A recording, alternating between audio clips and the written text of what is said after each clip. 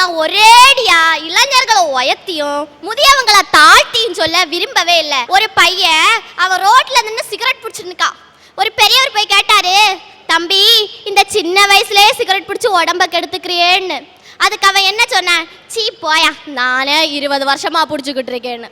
அப்ப அந்த பெரியவர் பதறிட்டாரு, 20 வருஷமா பிடிக்கிறியா, ஒரு நாள் எவ்வளவு பேக்கெட் பிடிப்பேன்னு கேட்டாரு. அவனும் சொன்னா நான் 4 பேக்கெட் பிடிப்பேன்னு. ஒரு பேக்கெட்டோட விலை எத்தனைன்னு கேட்டாரு. அவன் சொன்னா 20 ரூபான்னு.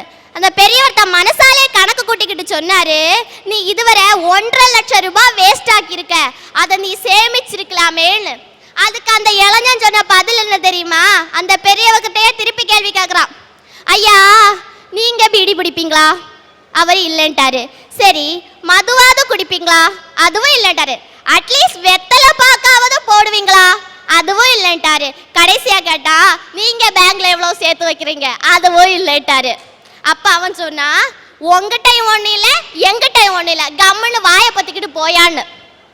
அந்த பெரியவர் தன்னோட நன்மைக்காக சொல்றாருங்கிறதையே இந்த இளைஞர்கள் புரிஞ்சுக்க மாட்டேங்கிறாங்க சார். ஐயா, நம்ம ஆள் ஒருத்தர் மதுரையிலேருந்து சென்னைக்கு கிளம்பி இருக்கிறான் ட்ரெயினில். S3 coach seat number 6 Appar புறத்தில் ஏறி படுத்துட்டான்.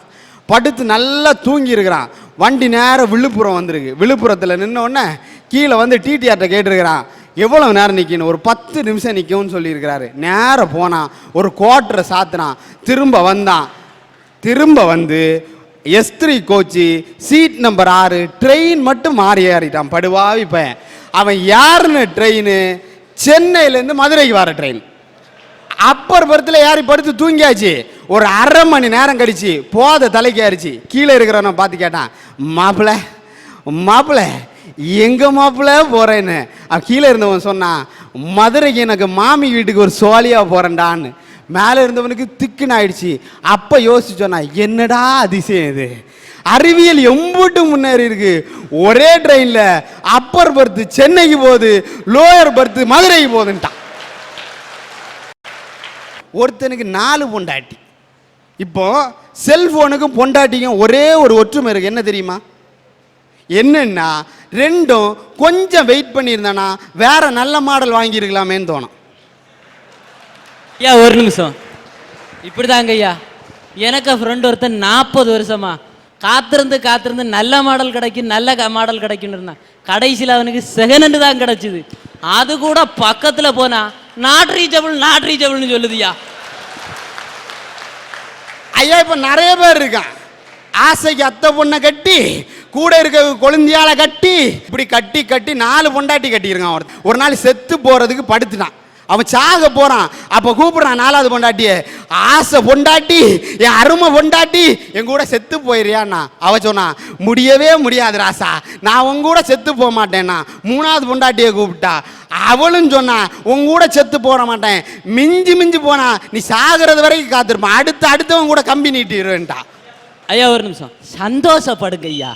அவன் செத்த பிறகுதானே ஓடி போறேன்னு சொன்னான். அவன் உயிரோட இருக்கும் போதே அடுத்தவனை இழுத்துட்டு ஓடுறான் ஐயா. அப்படியே அவன் படுத்திருக்கிற சமயம் பின்னாடி இருந்து ஒரு சத்தம் கேட்டு, ஏங்க நான் உங்க கூட வரேங்கன்னு. அவன் திரும்பி பார்த்தான். பொண்டாட்டி எலும்பும் தோலமா பக்கத்தில் நின்றுட்டு இருந்தாலாம். ஐயா நான் 4 பொண்டாட்டி சொன்னேன் இல்லையா, இந்த 4வது பொண்டாட்டி நம்ம உடம்புங்க ஐயா, நம்ம உடம்பு. இந்த 3வது பொண்டாட்டி சொன்னோம் பார்த்தீங்களா, அது நம்ம படிச்சு வாங்கின பட்டமும் நம்ம வகிச்சிட்டு இருக்க பதவிகளும். இந்த 2வது பொண்டாட்டி சொன்னோம் பார்த்தீங்களா, அது நம்முடைய சுற்றமும் நம்முடைய நண்பர்களும். இந்த பொண்டாட்டி சொன்னோம் பார்த்தீங்களா, அதுதான் நம்ம ஐயா, அதுதான் நம்ம. நான் என்கிற சுயம், நம்முடைய ஆன்மா. அட சண்டாளா, உன் பொண்டாட்டி ஒன்ன நீ முதல்ல சரியா வச்சுக்கிறியா? அதை முதல்ல யோசிச்சு பார்க்க. ஐயா இப்படிதான் ஒரு இடத்துல 3 பேருக்கு தூக்கு தண்டனை கொடுத்துட்டாங்க. தூக்கு தண்டனை கொடுத்தோன்னா ஜட்ஜி சொல்லி இருக்கிறார், கடைசியா 3 ஆசையை சொல்லுங்கப்பா, நிறைவேற்றிட்டு உங்களை தூக்கில போடுறேன்னா.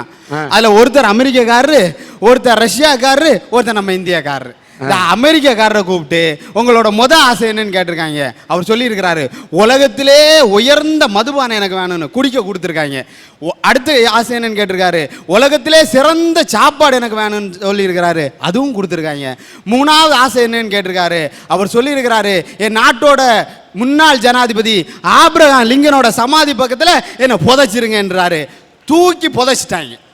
அடுத்து ரஷ்யாக்காரரை கூப்பிட்டுருக்காங்க. உங்களுக்கு மொத ஆசை என்னன்னு கேட்டிருக்கிறாங்க. அவர் சொல்லியிருக்கிறாரு, உலகத்தையே ஃப்ளைட்டில் ஒரு தடவை சுற்றி வரணும்னு கூட்டிகிட்டு போய் காட்டினாங்க. ரெண்டாவது ஆசை என்னன்னு கேட்டார், உலகத்தில் உள்ள சயின்டிஸ்ட் எல்லாம் ஒரே இடத்துல பார்க்கணுன்னாரு, நிறைவேற்றுறாங்க. மூணாவது ஆசை என்னன்னு கேட்டார், என்னோட புரட்சியாளன் லெனினுக்கு கல்லறை பக்கத்தில் என்னை புதைச்சிருங்கன்னாரு, புதைச்சிட்டாங்க. மூணாவது நம்ம ஆளை கூப்பிட்டாங்க. வந்தார் இந்தியாக்காரர், வந்து நீதிபதி முன்னாடி நின்னாரு. நீதிபதி கேட்டாரு, உன்னோட மொத ஆசை என்னப்பான்னு. அவர் சொன்னாரு, சீசன் மாம்பழம் ஒரு கூட நிறைய வேணும்னு. அது அக்டோபர் மாசம். மே மாசம் தான் சீசன் மாம்பழம். அவர் சொன்னாரு, 6 மாசம் கிடைக்கப்பா அப்படின்னு. நீதிபதி அவர் சொன்னாரு, ஒன்னும் அவசரம் இல்லை, ஒன்னு அவசரமே இல்லை, உங்களுக்கு எப்போ வசதியோ அப்ப வாங்கி கொடுங்க என்ன. 6 மாசம் கழிச்சாலும் சரி, 6 வருஷம் கழிச்சாலும் சரி, வேண்டியது மாம்பழம். மாம்பழம் வாங்கி கொடுத்துட்டாங்க. ரெண்டாவது கூட்டிட்டு வந்தாரு. ரெண்டாவது ஆசை என்னன்னு கேட்டாரு, உச்சி குளிர்ல ஊட்டிக்கு ஒரு உல்லாச பயணம் போகணும்னாரு. மே மாசம் எங்கேயா உச்சி குளிர் இருக்கும், அதுக்கு இன்னும் 6 மாசம் இருக்கு, ஒன்னும் அவசரம் இல்லை, உங்களுக்கு எப்ப முடியுமோ அப்பா கூட்டிட்டு போனா போதும்னாரு. 6 மாசம் விட்டாரா. மூணாவது கூட்டிட்டு வந்தாங்க. உன்னோட இந்த தடவை முடிவு பண்ணிட்டாங்க, முதல்ல முடிவு பண்ணிட்டாங்க. விவரமா என்ன சொல்லிட்டாங்கன்னா, இந்த தடவை எப்படியாச்சும் இவனை தூக்கியே ஆகணும் அப்படின்னு சொல்லி கூட்டிட்டு வந்து, உன்னோட ஆசை என்னப்பான்னு சொன்னாரு. நேர நீதிபதியை பார்த்தான். ஐயா, என் கண்கண்ட தெய்வமே நீங்க தான், எங்களுக்கு என்ன வேணும்னு கேட்டாலும் சரிங்க, உங்க சமாதி பக்கத்துல என்ன புதைச்சிருங்கன்டா. இப்படி அவன் சொன்னதையுமே நீதிபதி அவர் சவமா இருப்பாரு. அப்பவே முடிஞ்சு போச்சு இல்ல. ஐயா, இதுதான் தன்னை புரிதல். ஒரு வயசானவர் ட்ரெயின்ல ஏறினாராம். ட்ரெயின்ல இருக்கிற பசங்க எல்லாம் ஒரு உள்ளே விடல, படியில தொங்கிக்கிட்டே வந்திருக்கிறாரு. அவருக்கு ஒத்த காலில் இந்த செருப்பு கீழே விழுந்துருச்சியா. கீழே விழுந்த உடனே அவரு அடுத்த காலில் கிடந்த செருப்பை தூக்கி அந்த செருப்பு பக்கத்துல வீசினாராம். உள்ள இருந்தவன் எல்லாம் சிரிச்சிருக்கான், கிறுக்கு பயலா இருக்கானே, கிறுக்கு பயலா இருக்கானே, ஒத்த கால செருப்பை கூட காப்பாத்த தெரியலையா அப்படின்னு சிரிச்சிருக்கான். அந்த பெரியவர் ஒன்ன சொன்னாரா, ஐயா, இந்த ஒரு கால செருப்பு வச்சு நானும் ஒன்றும் பண்ண போறதில்ல, கீழே கிடக்கிற செருப்பு வச்சு அவன் எடுக்கிறவனும் ஒன்றும் பண்ண போறதில்ல, 2 செருப்பும் ஒரே இடத்துல கிடந்தா ஒருத்தனுக்காவது பயன்படும் இல்லைன்னு சொன்னாரு. அவர் தான் அறிவாளி, அவர் தான் தன்னை புரிஞ்சுக்கிட்டவர். ஐயா, இன்னைக்கு மாமனார் சரியில்லை, மாமனார் சரியில்லை, அத்தை சரியில்லை, இப்படியே பேசிட்டு இருக்கோம். முதல்ல நம்ம உணர்ந்தானா இந்த உலகமே நம்மள சகோதர சகோதரியா ஏத்துக்கணும். ஐயா, தன்னை புரிந்தவன் தரணியை புரிந்தவையா. மருமகளே மருமகளே வா வா, ஓ வலது காலை எடுத்து வச்சு வா வா அப்படின்னு பாடுறதுக்கு பதிலா இந்த மாமியார் என்ன பாடினாங்க தெரியுமா? மருமகளே மருமகளே வா வா, ஓ காலை உடைச்சு அடுப்பில் வைப்பேன் வா வா அப்படின்னு பாடிட்டாங்கங்க. இப்படி பாடின மாமியாரை பத்தி மருமக என்ன சொல்றா தெரியுமா? இன்னைக்கு பெய்யற மழையில வார இடி இவ தலையில தான் விழுந்துட்டா சார். இப்படி இருக்கு மாமியார் மருமக உறவு இன்னைக்குள்ள சமுதாயத்துல. வரதட்சணை சார், வரதட்சணைங்கிற பேராலே திருமணங்கிற புனிதமான வைபோகமே இன்னைக்கு அர்த்தம் இல்லாம போயிட்டு இருக்கு சார். வரதட்சணை எடுத்தாலே ஒரு வீட்டில் ஸ்டவ் வெடிக்கும் சார், நமக்கு எல்லாருக்குமே தெரியும்.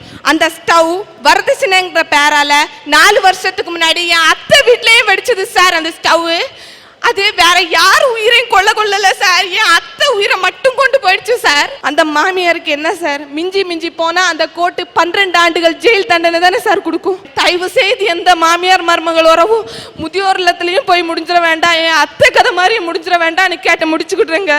ஐயா, இன்னைக்கு புரிந்து கொள்ளப்படாத உறவுகள்னு சொல்லி நிறைய உறவுகள் இருக்கு. அதுல நான் ஆண் பெண் உறவை பத்தி பேச வந்திருக்கேன். இந்த ஆண் பெண் என்ற உறவு எங்க ஸ்டார்ட் ஆகி பட்டையை கலப்புதுன்னு தெரியுமா? நம்ம தங்க தலைவர் எம்ஜிஆர் பாடியிருப்பாரு, பொண்ணா பிறந்தா ஆம்பளை கிட்ட கழுத்தை நீட்டிக்கணும், அவன் 1 2 3 முடிச்சு போட்டா மாட்டிக்கணும். இந்த திருமணத்துல தான் தொடங்குது ஆண் பெண் என்ற உறவே. ஐயா, வான நமக்கு காட்டுற பரிவு மழை, வயல் நமக்கு காட்டுற பரிவு நெல், மாடு நமக்கு காட்டுற பரிவு பால். அதே மாதிரி மனுஷனுக்கு காட்டுற பரிவு தான் சார் அன்பு. இந்த புரிந்து கொள்ளப்படாத உறவை பத்தி பெண்ணானவர் ரொம்ப உயர்ந்தவ அப்படின்னு சொல்றதுதான் மார்க் ஷீட்ல பேப்பர் போடும்போது அத மதிப்பெண் கொடுத்தாங்க. மதிப்பெண்ணா மதியினை உடையவள் பெண் அப்படின்றதான் பெண்ணை உயர்த்தி சொல்லியிருக்காங்க. அப்படிப்பட்ட பெண்ணை இன்னைக்கு அடிமைப்படுத்தி வச்சிருக்காங்க. ஐயா, 10ஆம் கிளாஸ் 12ஆம் கிளாஸ் ரிசல்ட் வருஷம் வருது. வருஷம் ஸ்டேட் ஃபர்ஸ்ட் யார் வாங்குறாங்கன்னா பொட்ட பிள்ளைங்கலாம் வாங்குறாங்க. அதுக்கெல்லாம் காரணம் ஆம்பளை பையங்களுக்கு படிக்க தெரியாதுன்னு அர்த்தம் இல்ல, ஆம்பளை பையங்க விட்டு கொடுத்துறாங்க. இதே மாதிரி ஒரு சகோதரி ஐயா, இதே மாதிரி ஒரு சகோதரி அன்னைக்கு என்கிட்ட ஓடி வந்து பரீட்சை பேப்பரை காட்டுறாங்க. என்ன இங்க பாருங்க, எங்க டீச்சர் அம்மா எனக்கு 100க்கு 110 மார்க் போட்டிருக்காங்கன்னாங்க. 100க்கு எப்படா 110 மார்க் வரணும் வாங்கி நானும் பேப்பரை முன்ன பார்க்குறேன் பின்ன பார்க்குறேன், கீழே இருந்து மேலே கூட்டுறேன் மேலே இருந்து கோலை கூட்டுறேன், எப்படி கூட்டினாலும் 100க்கு 110 மார்க் வந்தது. தங்கச்சியை கூப்பிட்டு கேட்டேன், எப்படியம்மா 100க்கு 110 வாங்கினேன்னு. அப்பந்தான் தங்கச்சி மெல்ல சொல்லிச்சு, அது வேற ஒண்ணும் இல்லைண்ணே, பிட்டடிக்க கொண்டு போன பேப்பரையும் சேர்த்து கட்டினேன், அதுக்கும் 10 மார்க் போட்டிருக்காங்கன்னுச்சு. ஐயா, பள்ளி வாழ்க்கையில இவங்க விட்டு கொடுத்து நாங்க மார்க் வாங்குறோம். அதே மாதிரி குடும்ப வாழ்க்கையில இவங்க விட்டு கொடுத்திருந்தா நாங்க என்ன அழகா வாழ்ந்திருப்போம். ஒரு அழகான கவிதை ஒண்ணு உண்டு சார்.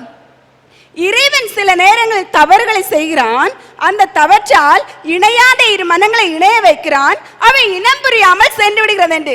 இவங்க 2 பேரும் போடுற சண்டைய கடவுள் மேல தூக்கி போட்டுட்டு அவங்க பெத்த பிள்ளைங்களுக்கு பாரமா இருக்கிறாங்க பாருங்க.